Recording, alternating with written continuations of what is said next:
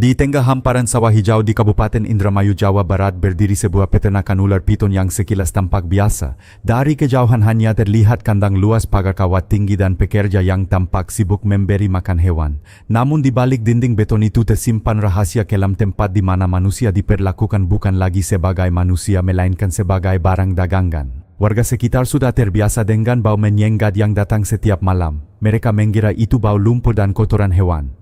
Kadang terdengar suara menyeret, tetapi dianggap hanya suara ular besar yang gelisah di kandang.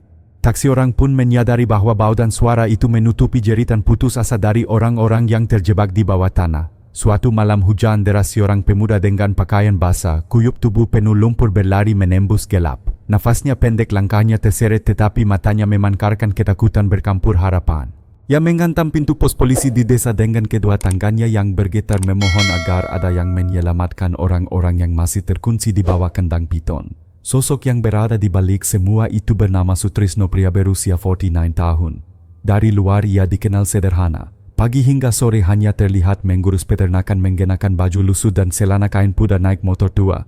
Ia jarang berbincang di warung kopi, tak suka pesta atau keramaian. Wajahnya tenang, bahkan sering dianggap rendah hati. Justru kesederhanaan itu membuat banyak orang menaruh hormat. Di saat banyak warga desa masih bergulat dengan kemiskinan, Sutrisno mampu membuka usaha yang terlihat sah dan memberi kesan menciptakan lapangan kerja. Peternakannya bahkan sempat muncul di berita lokal sebagai contoh usaha yang berhasil. Namun ada tanda-tanda aneh yang tak diperhatikan orang. Pertama, ia tidak pernah mempekerjakan warga desa sendiri. Semua pekerja berasal dari luar daerah dan setelah bekerja beberapa bulan tak satu pun kembali. Kedua, peternakan itu dijaga ketat dengan pagar kawat berduri, 3 lapis anjing besar yang berpatroli malam hari serta kamera pengawas di setiap sudut. Ketiga, tatapan mata Sutrisno yang dingin dan penuh perhitungan. Bagi mereka yang pernah berbincang dekat, tatapan itu terasa menusuk, seolah-olah setiap orang hanyalah bagian kecil dari rencana besar yang sudah ia siapkan. Semua tanda itu sebelumnya dianggap sepele. Orang-orang mengira Sutrisno hanya berhati-hati menjaga usaha mahalnya. Namun ketika rahasia mulai terungkap, barulah desa menyadari bahwa kejahatan bisa berdiri terang di siang hari memakai wajah tenang dan topeng kebaikan. Di sebuah kampung nelayan di pesisir Cirebon hiduplah seorang pemuda bernama Rizky Pratama, baru berusia 20 tahun. Rumahnya berdiri miring di tepi tambak, atap bokor, dinding kayu rapuh. Ayahnya sakit paru-paru menahun, ibunya berjualan sayur seadanya di pasar, dan adiknya masih kecil harus berhenti sekolah karena tak ada biaya. Bagi Rizky, mimpi terbesar bukanlah motor baru atau telepon genggam mahal. Ia hanya ingin mendapat pekerjaan yang cukup layak untuk membeli obat bagi ayah, memperbaiki atap rumah, dan memberi makan keluarganya tanpa harus berhutang. Kesempatan itu datang pada suatu malam. Di layar ponselnya muncul iklan lowongan kerja, dibutuhkan segera pekerja di peternakan ular piton di Indramayu. Pekerjaan ringan, gaji 5 juta per bulan, makan dan tempat tinggal ditanggung. Tidak perlu pengalaman. Angka 5 juta bagi Rizky terasa seperti mimpi. Dengan jumlah itu ia bisa menyelamatkan keluarganya dari kelaparan. Tanpa banyak pikir panjang, ia menghubungi nomor yang tertera. Suara seorang pria di ujung telepon terdengar ramah, bahkan seperti seorang paman. Ia berkata bahwa Rizky hanya perlu membawa pakaian seperlunya, sisanya sudah disediakan di peternakan. Keesokan harinya Rizky naik bus malam menuju Indramayu. Di terminal ia dijemput seorang lelaki kurus dengan wajah dingin. Rizky menyerahkan KTP dan ponsel kepada lelaki itu setelah diyakinkan bahwa barang-barang itu akan disimpan agar aman. Sebelum sinyal hilang, Rizky sempat mengirim pesan singkat pada ibunya, "Bu, jangan khawatir. Rizky kerja di Indramayu, bulan depan kirim uang." Perjalanan menuju peternakan melewati jalan setapak gelap diapit sawah luas yang tertutup kabut malam. Semakin jauh semakin sepi. Hanya terdengar lolongan anjing dari kejauhan. Jantung Rizky berdegup kencang ketika di hadapannya muncul gerbang besi tinggi dengan kawat berduri di atasnya. Di balik pagar terdengar suara anjing menggonggong keras seolah marah dengan kehadiran orang asing. Di depan gerbang berdiri Sutrisno, sang pemilik peternakan. Wajahnya pucat, tatapannya tajam. Tanpa banyak kata ia menunjuk ke arah kandang-kandang besar yang berderet di belakang pagar. Bau amis bercampur busuk menyengat menusuk hidung Rizky, membuat perutnya mual. "Kerjamu hanya merawat ular," kata lelaki kurus yang menjemputnya. "Mudah, setelah beberapa bulan kamu bisa pulang bawa uang." Rizky menelan ludah mencoba menenangkan diri. Ia berpikir semua ini hanya perasaan gugup karena pekerjaan baru. Ia tidak tahu di balik deretan kandang itu ada sebuah pintu tersembunyi menuju ruang bawah tanah, tempat tidak ada cahaya, tidak ada harapan, dan hampir mustahil ada jalan keluar. Malam itu udara lembab, bau amis dari kandang semakin menusuk. Rizky baru saja diberi selembar tikar lusuk untuk tidur di sebuah ruangan kecil. Namun ketika ia hendak membentangkan tikar itu, matanya menangkap sesuatu yang janggal. Di sudut ruangan ada tumpukan jerami kotor yang menutupi sebuah pelat besi berkarat. Dua pria penjaga mendekat. Tanpa sepatah kata mereka menyingkirkan jerami dan menarik pelat besi itu. Engsel Bedrit keras aroma busuk menyengat keluar membuat Rizky hampir muntah. Sebelum sempat bertanya, sebuah dorongan kasar menghantam punggungnya. Tubuhnya terjerembab ke bawah, jatuh ke lantai lembab yang dingin. Pintu besi langsung ditutup rapat di atasnya, kegelapan menelan segalanya. Rizky terengah-engah, matanya perlahan menyesuaikan dengan cahaya remang dari sela kayu lapuk di atas. Di sekelilingnya lebih dari selusin orang duduk lunglai. Ada yang tua, ada yang masih remaja. Wajah mereka pucat, tubuh kurus kering, kulit dipenuhi luka dan borok. Bau keringat, urine dan tanah basah bercampur jadi satu menyesakkan dada. Seorang pria berambut uban menoleh, suaranya parau. "Kamu orang baru ya, jangan berharap bisa keluar cepat. Kami sudah berbulan-bulan di sini." Rizky tercekat, tak percaya pada apa yang ia lihat. Ia berusaha bertanya tetapi hanya mendapat tatapan kosong dari orang-orang lain. Di sudut ruangan seorang anak muda menutup wajah dengan kedua tangan, bahunya bergetar, entah menangis atau sekadar menahan rasa sakit. Di atas kepala mereka suara gesekan keras terdengar. Rizky mendongak dan menyadari tepat di atas langit-langit kayu tipis itu ular-ular piton raksasa merayap. Tubuh mereka yang berat membuat papan kayu bergetar, kadang terdengar suara duk seolah ada benda besar jatuh. "Kalau papan itu patah," bisik pria tua tadi, "nyawa kita cuma digantung seutas benang." Rizky merasakan bulu kuduknya berdiri. Di ruangan itu waktu seakan berhenti. Setiap napas terasa berat, setiap detik seperti menunggu giliran. Harapan perlahan memudar digantikan oleh rasa takut yang menjerat, membuat siapapun di bawah sana hanya bisa pasrah menunggu keputusan Tuhan mereka. Hujan deras mengguyur Indramayu malam itu. Suara air menampar atap seng bercampur dengan lolongan anjing dari kejauhan. Di dalam ruang bawah tanah yang lembab, orang-orang duduk berdesakan dalam diam. Tidak ada percakapan, hanya terdengar tarikan napas berat sesekali diselingi batu kering yang menyesakan. Bau keringat basi, tanah besek dan anyir darah lama bercampur jadi satu menyesakkan dada. Rizky meringkuk di sudut tubuhnya menggigil. Bukan hanya karena dingin, melainkan juga karena rasa takut yang merayap di setiap pori-pori. Ia menatap tembok tanah lembab yang dipenuhi berkak hitam, mencoba mengalihkan pikiran tetapi jantungnya terus berdetak kencang. Di sekitarnya bayangan wajah-wajah pucat hanya menunduk pasrah pada nasib. Tiba-tiba suara berderit keras terdengar dari atas. Semua orang sontak menegakkan tubuh. Pintu besi yang menjadi atap ruangan itu dibuka paksa. Sinar senter menembus kegelapan menyapu wajah-wajah yang segera menunduk. Tidak ada yang berani menatap balik. Seolah mereka semua tahu sorotan cahaya itu adalah tanda malapetaka. Di samping Rizky seorang pria kurus menegang. Tangannya gemetar, bibirnya berbisik pelan, dia seakan sudah pasrah menerima giliran. Cahaya senter berhenti tepat di wajah pria itu. Tulang pipinya menonjol, matanya sayu, tubuhnya lemah setelah berhari-hari sakit tanpa obat. Rizky teringat beberapa hari sebelumnya pria itu sempat berani melawan, berteriak saat dipukul penjaga. Kini balasannya telah tiba. Dua tangan kasar turun ke bawah menarik pria itu dengan paksa. Tidak tolong, suaranya serak penuh ketakutan. Namun jeritan itu langsung ditenggelamkan bentakan keras. Tubuh kurus itu diseret ke atas, langkah kakinya menyeret lantai tanah basah meninggalkan jejak panjang. Pintu logam kembali ditutup dengan dentuman keras. Gelap kembali menelan ruangan. Hening. Yang tersisa hanyalah gema langkah menjauh dan suara air menetes dari sela kayu lapuk. Semua orang terdiam, bahkan tak ada yang berani menghela napas terlalu keras. Beberapa detik kemudian suara-suara menyeramkan terdengar dari atas. Ada suara hewan melata menggesek, suara benda berat menghantam lantai beton, lalu jeritan terputus-putus yang membuat darah Rizky membeku. Jeritan itu melengking penuh rasa sakit, namun kemudian tiba-tiba terhenti. Sunyi, hanya suara hujan di luar yang terus menderu seolah menutupi tragedi yang baru saja terjadi. Rizky menutup wajah dengan kedua tangannya, tubuhnya bergetar hebat. Ia ingin berteriak tetapi tenggorokannya tersekat. Orang-orang lain menunduk semakin dalam. Tidak ada yang berani bersuara. Tidak ada yang berani menangis. Karena mereka semua tahu siapapun yang menunjukkan perlawanan, siapapun yang membuat suara bisa jadi korban berikutnya. Dalam kegelapan itu Rizky menyadari sebuah kebenaran pahit. Di tempat ini dia adalah satu-satunya cara untuk bertahan hidup. Dia menunduk pura-pura mati. Itulah yang membuat sebagian dari mereka masih ada di ruangan ini. Tetapi berapa lama lagi, meski ketakutan merayap, sebuah api kecil mulai menyala di dalam hati Rizky. Ia menatap samar-samar wajah orang-orang di sekitarnya, begitu hampa, begitu putus asa. Dalam benaknya muncul suara, "Kalau aku hanya menunggu, cepat atau lambat kematian juga akan datang. Aku harus melakukan sesuatu. Aku harus keluar dari sini." Ia menggenggam tangannya erat, kuku-kukunya menangkap ke kulit. tekad mulai tumbuh meski samar meski goyah. Setiap detik di tempat itu adalah penyiksaan. Setiap jeritan yang ia dengar adalah peringatan giliranmu akan segera tiba. Namun di balik ketakutan, Rizky memilih untuk menyalakan harapan. Harapan kecil rapuh tetapi cukup untuk membuatnya bertahan. Ia tahu hanya ada satu jalan: berani mengambil risiko, melawan ketidakmungkinan dan mencari jalan menuju cahaya. Hari-hari berikutnya terasa seperti siksaan tanpa akhir. Waktu di ruang bawah tanah seakan tidak berjalan. Tidak ada siang atau malam, hanya kegelapan yang terus menekan. Sesekali cahaya samar menembus celah kayu lapuk di atas kepala, tapi itu pun hanya berlangsung sebentar. Bau busuk yang melekat di udara semakin pekat setiap hari membuat napas terasa berat dan dada seolah terhimpit. Rizky belajar untuk menahan lapar dengan meremas perutnya. Makanan yang diberikan hanyalah bubur encer basi, terkadang hanya sepotong singkong busuk yang sudah berbau asam. Air minum hanya berasal dari tetesan air hujan yang merembes melalui retakan dinding tanah. Banyak orang terpaksa menadanya dengan tangan meski air itu bercampur lumpur dan serangga kecil.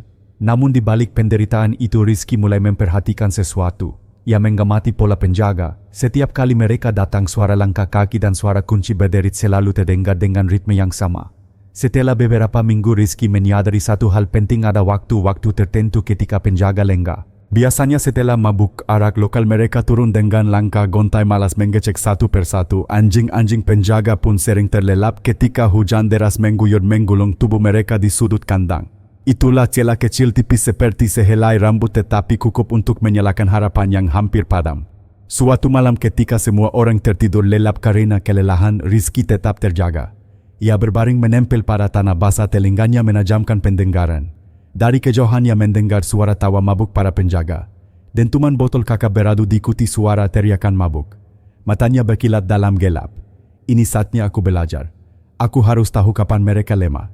Hari-hari berikutnya Rizky semakin sering menghafal suara, derap langkah, gonggongan anjing, suara kunci berputar. Semua ia simpan dalam ingatan. Ia bahkan menghitung napas penjaga yang suka duduk di dekat pintu besi. Langkah demi langkah ia menyiapkan diri dengan sabar meski tubuhnya semakin lemah. Orang-orang lain di ruangan itu sudah kehilangan harapan. Mereka duduk lunglai menatap kosong seakan jiwa mereka telah pergi meninggalkan raga. Rizky melihatnya dengan perasaan campur aduk. Ada rasa kasihan tapi juga rasa takut bahwa dirinya akan menjadi seperti mereka. Ia menggenggam tangannya erat, berbisik dalam hati, aku tidak boleh menyerah. Aku harus keluar. Jika aku mati, setidaknya aku mati dengan berusaha. Malam berikutnya Rizky mendekati seorang pria tua yang pernah menolongnya hari pertama jatuh ke hem. Dengan suara pelan agar tidak didengar penjaga, ia bertanya apakah ada yang pernah mencoba kabur. Pria tua itu menatapnya dengan mata kosong lalu tersenyum getir. Pernah, dan kau tahu apa yang terjadi? Mereka jadi makanan ular. Tidak ada yang bisa keluar hidup-hidup. Jawaban itu menusuk hati Rizky, tetapi anehnya tidak memadamkan tekadnya. Justru sebaliknya, kata-kata itu membuatnya semakin yakin. Ia sadar bahwa peluangnya tipis, tetapi lebih baik mati berusaha daripada mati perlahan di ruang bawah tanah ini. Setiap malam ia terus mengamati. Ia tahu tidak bisa kabur sendirian, namun berbicara terlalu banyak dengan orang lain bisa membahayakan. Jika ada yang mengkhianati, rencananya akan hancur. Karena itu Rizky memilih diam, menyimpan semua rencana di kepalanya seakan hanyalah tahanan pasrah. Hingga suatu malam badai besar datang. Angin menghempas atap, seng hujan menghantam tanah bagaikan ribuan batu kecil. Anjing-anjing menggonggong sesaat lalu terdiam, mungkin karena kedinginan. Dari atas terdengar suara para penjaga mabuk tertawa keras lalu perlahan mereda. Rizky menegakkan tubuh. Dadanya berdegup, kencang keringat dingin mengalir di pelipisnya. Ia tahu inilah tanda-tanda pertama alam semesta seperti memberi sinyal. Dalam kegelapan Rizky berbisik pelan pada dirinya sendiri, waktuku semakin dekat. Aku harus siap, jika gagal aku hilang. Jika berhasil aku akan kembali melihat langit. Malam itu badai belum reda, angin merong menghantam dinding seng hingga bergetar keras. Hujan turun deras menenggelamkan suara-suara kecil di dalam ruang bawah tanah. Bagi kebanyakan orang yang terkurung, badai hanya menambah rasa putus asa. Tapi bagi Rizky inilah kesempatan yang telah ia tunggu. Ia menempelkan telinga ke tanah mendengarkan dengan saksama. Dari atas terdengar suara langkah goyah disusul tawa mabuk yang tak beraturan. Sesekali terdengar botol kakak jatuh dan pekar lalu senyap kembali. Gonggongan anjing yang biasanya keras kini menghilang, mungkin tertidur atau ketakutan oleh kilatan petir. Rizky menoleh ke sekeliling.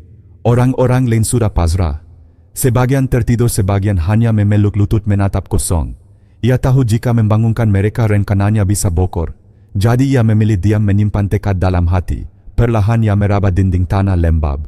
Jari-jarinya menyusuri sela kecil mencari sesuatu yang bisa digunakan. Ujung jarinya menemukan sebuah batu runcing terbenam dalam lumpur.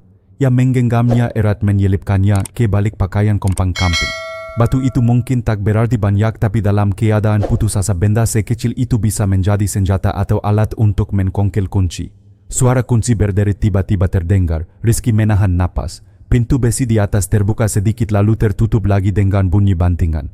Rupanya hanya penjaga yang mabuk sekadar memastikan tanpa benar-benar turun. Rizky mengamati ritme itu, hatinya berdebar kencang. Jika mereka terlalu mabuk untuk memeriksa, saat itulah aku harus bertindak. Ia mengingat kembali setiap detail, jumlah anjing, letak pintu, kebiasaan penjaga. Semua sudah ia simpan di kepalanya seperti peta. Yang belum ia tahu hanyalah jalan keluar setelah melewati pagar kawat berduri. Namun Rizky tidak punya pilihan lain. Beberapa jam berlalu, hujan masih deras. Rizky merasakan tanah di bawah kakinya makin becek, sudah mulai menggenang setinggi mata kaki. Orang-orang lain menggerutu, tetapi ia justru melihatnya sebagai keuntungan. Genangan air bisa menutupi suara langkahnya saat mencoba kabur. Dengan hati-hati ia merangkak mendekati sudut ruangan tempat pintu besi berada. Setiap gerakannya lakukan pelan agar tidak menimbulkan suara. Nafasnya ditahan, keringat dingin menetes meski udara begitu dingin. Batu tajam di genggamannya gunakan untuk mengkongkel engsel pintu kecil yang menutup saluran udara di samping HM. Besi itu sudah karatan berderit pelan ketika digoyang. Detik-detik terasa seperti jam. Rizky menggertakkan gigi mendorong sekuat tenaga. Akhirnya besi itu longgar sedikit, cukup untuk membuat sela. Dari sela itu ia bisa melihat samar cahaya lampu di luar meski sangat redup. Harapan yang rapuh itu membuat dadanya bergetar. Namun ia tahu rencana ini tidak bisa dilakukan terburu-buru. Jika salah langkah, ia akan berakhir seperti pria kurus yang diseret dan tidak pernah kembali. Ia menutup sela itu kembali dengan lumpur menandai dalam hati. Bukan malam ini, tapi malam berikutnya aku akan mencoba. Rizky merangkak kembali ke sudut tempatnya semula berpura-pura tidur. Di dalam kegelapan matanya tetap terbuka. Ia mendengarkan badai menghitung waktu, mengingat ritme penjaga yang semakin lemah. Dalam hatinya ia berbisik, kesempatan pertama sudah kulihat. Aku hanya perlu menunggu saat yang tepat. Malam berikutnya datang dengan hujan yang lebih lebat. Petir menyambar menerangi langit Indramayu sesaat lalu tenggelam lagi dalam kegelapan pekat. Rizky berbaring pura-pura tidur, namun matanya tetap terbuka. Ia tahu inilah saat yang telah ia tunggu sekian lama. Dari atas terdengar suara gaduh para penjaga yang masih mabuk. Tawa mereka berat, langkah kaki mereka goyah. Sesekali terdengar suara botol jatuh dan pekas lalu hening kembali. Anjing-anjing yang biasanya menggonggong keras kini meringkuk di sudut kandang basah kuyup, tak lagi bergairah menghadapi malam. Dengan hati-hati Rizky merangkak menuju sudut ruangan tempat sela ventilasi yang kemarin ia kongkel. Setiap gerakan ia lakukan perlahan, berusaha tidak menimbulkan suara. Tanah basah membuat gerakannya menimbulkan bunyi kecipak pelan, namun ia segera berhenti tiap kali merasa terlalu keras. Nafasnya ia tahan, jantungnya berdegup kencang seperti gendreng perang. Ia mengeluarkan batu runcing yang selama ini disembunyikan. Dengan gerakan hati-hati ia mulai mengkongkel kembali besi berkarat yang menutup ventilasi. Suara derit kecil membuat tubuhnya kaku. Ia menoleh ke belakang, semua orang masih tertidur atau pura-pura mati, tidak ada yang memperhatikan. Sedikit demi sedikit sela itu terbuka. Rizky menyelipkan tubuh kurusnya ke dalam, merasakan dinginnya udara luar untuk pertama kalinya setelah berminggu-minggu terjebak.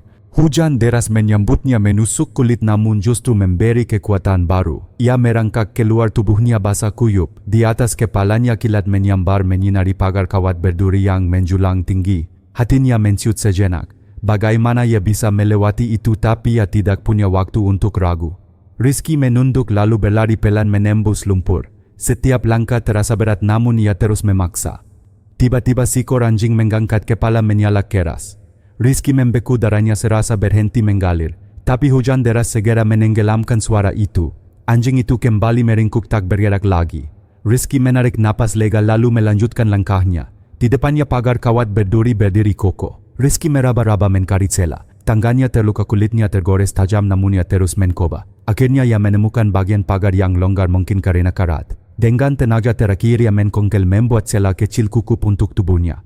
Duri-duri menggores kulit, darah menetes bercampur air hujan. Rasa sakit begitu perik, tetapi Rizky tidak berhenti. Ia merayap memaksa tubuhnya melewati pagar itu. Bajunya robek, lengan dan kakinya penuh luka, namun akhirnya ia berhasil keluar. Kini di hadapannya adalah sawah luas gelap, hanya diterangi kilatan petir. Rizky berlari sekuat tenaga, kaki terbenam lumpur setiap langkah. Nafasnya tersengal, paru-parunya terasa terbakar. Namun ia tidak menoleh lagi. Dari belakang sama-sama terdengar teriakan. Mungkin salah satu penjaga sadar ada yang kabur. Tapi suara hujan dan angin menenggelamkan segalanya. Rizky hanya tahu satu hal, ia harus menggapai cahaya. Jauh di depannya melihat titik terang lampu kecil dari pos polisi desa. Matanya basah entah karena hujan atau air mata yang bercampur jadi satu. Di dalam hatinya ia menjerit, sedikit lagi ia disehti berlari nu orang gila.